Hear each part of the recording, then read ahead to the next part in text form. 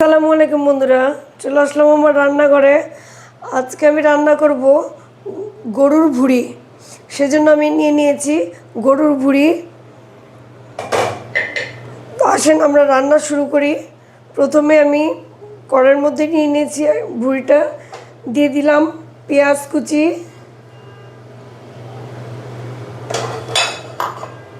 দিয়ে দিচ্ছি আদা রসুন পেস্ট 1.5 চামচ,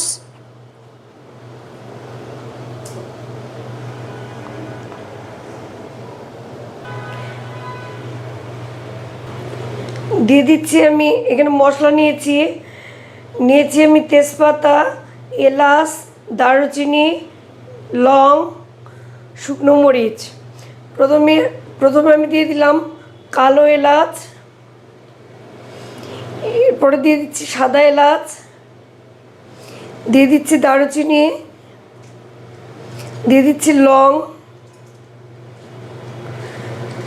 দিয়ে দিচ্ছি আস্ত শুকনো মরিচ, দিয়ে দিচ্ছি তেজপাতা, দিয়ে দিচ্ছি আমি আস্ত রসুন, দিয়ে দিচ্ছি রাঁধুনি ধনিয়া গুঁড়ো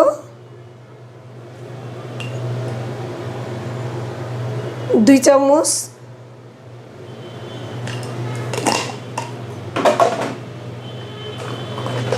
দিয়ে দিচ্ছি হলুদের গুঁড়ো 1 চামচ,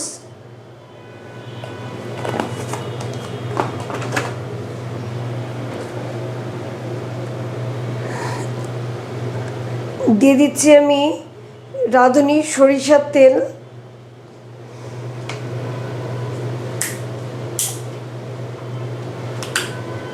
যেহেতু আমি এটা সরিষার তেল দিয়ে রান্না করব, ভুঁড়িতে একটু বেশি পরিমাণ সরিষার তেলটা লাগে, সেজন্য বেশি করে তেলটা দিয়ে দিলাম। এখন এটা আমি পুরোটা ভালো করে মেখে নিব।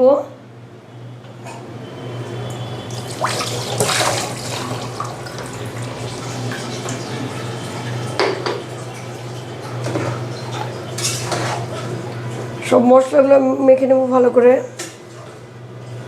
বন্ধুরা, আমি এখানে যেহেতু শুকনো মরিচ, আস্ত শুকনো মরিচ ব্যবহার করছি, সেজন্য এখানে আমি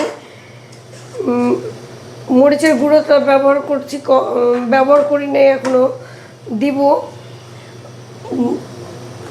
অল্প অল্প সামান্য মরিচের গুঁড়ো দিব, যেহেতু শুকনো মরিচ থেকে মরিচের ঝালটা বের হবে সেদ্ধ হওয়ার পরে, সেজন্য আমি একটু ঝালের পরিমাণটা এখানে কম দিলাম, গুঁড়ো মরিচটা আর কি।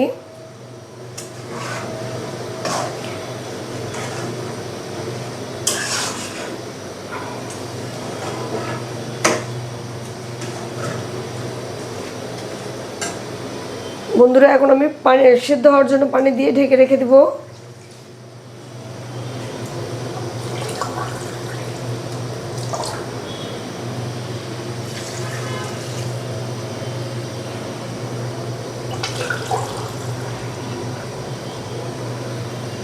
দিয়ে দিলাম 3 মগ পানি। এখন আমি এটাকে ঢাকনা দিয়ে ঢেকে রেখে দেবো।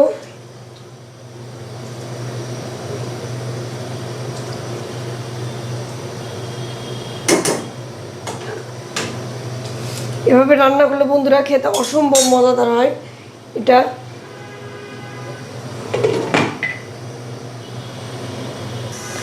বন্ধুরা, আমি লবণ ব্যবহার করতে ভুলে গিয়েছিলাম, সেজন্য এখন আমি দিয়ে দিচ্ছি লবণটা পরিমাণ মতো।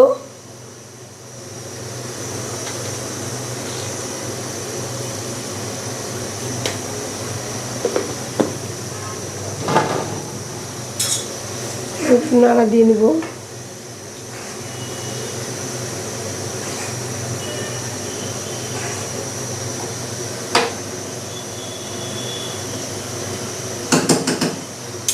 এখন আমি আবার এটাকে ঢাকনা দিয়ে ঢেকে রেখে দেবো সেদ্ধ হওয়ার জন্য। বন্ধুরা, ফিরে আসলাম। দেখেন, এখন ঢাকনাটা উঠিয়ে দেবো। ঢাকাটা উঠিয়ে এই যে আমার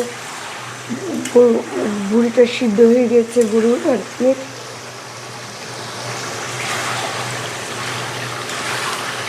পুরো পানিটা শুকিয়ে আসলে আমি একটু ভেজে রাখা জিরের গুঁড়ো দিয়ে দিব। তারপরে এটাকে লোহার কড়াই ঢেলে দিব।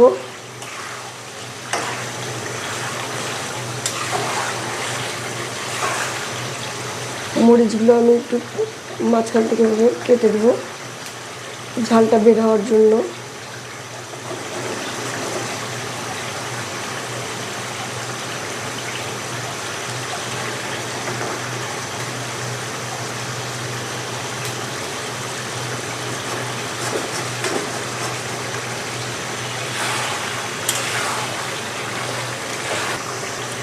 আমি ভালো করে কষে নেব বন্ধুরা, কষে নেব।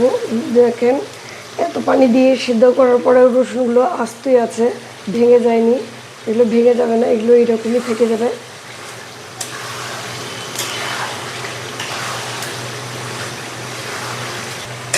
এটা আমি আর একটু ঢাকনা দিয়ে রেখে দেবো কিছুক্ষণ। দেখেন বন্ধুরা, এটা আমার ভাজা হয়ে গিয়েছে।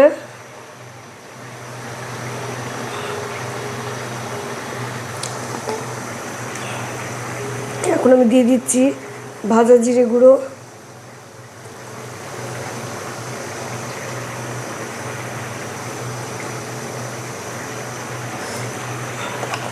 এখন একটু নাড়া দিয়ে নিয়ে এটা আমি লোহার কড়াই ঢেলে দিব।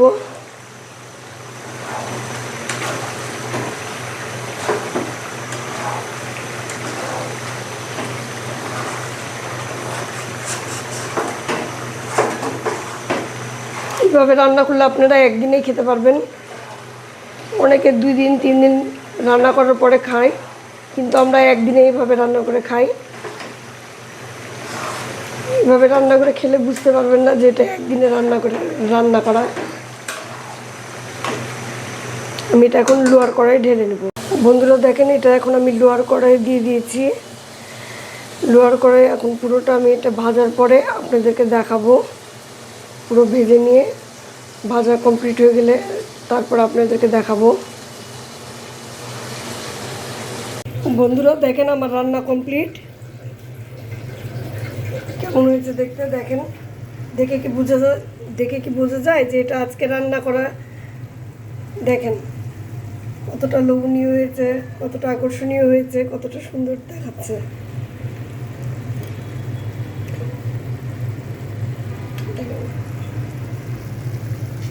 আমার রান্না শেষ, আমি চুলো বন্ধ করে দিয়েছি বন্ধুরা। আমি এটা ঢেলে নিইনি, কারণ এটা বারে বারে আমাকে গরম করতে হবে। সেই জন্য আমি এটা পাত্রেই রেখে দিয়েছি, লোহার কড়াইটাতেই। ভিডিওটা কেমন লাগলো আমাকে অবশ্যই জানাবেন। যদি ভালো লেগে থাকে সেটাও জানাবেন, না ভালো লাগলে তাও জানাবেন। লাইক দিবেন, কমেন্টস করবেন, আমার পেজটা ফলো দিবেন, আমার ইউটিউব চ্যানেলটা সাবস্ক্রাইব করে দিবেন। আজ এ পর্যন্তই। সকলে ভালো থাকবেন। আসসালামু আলাইকুম।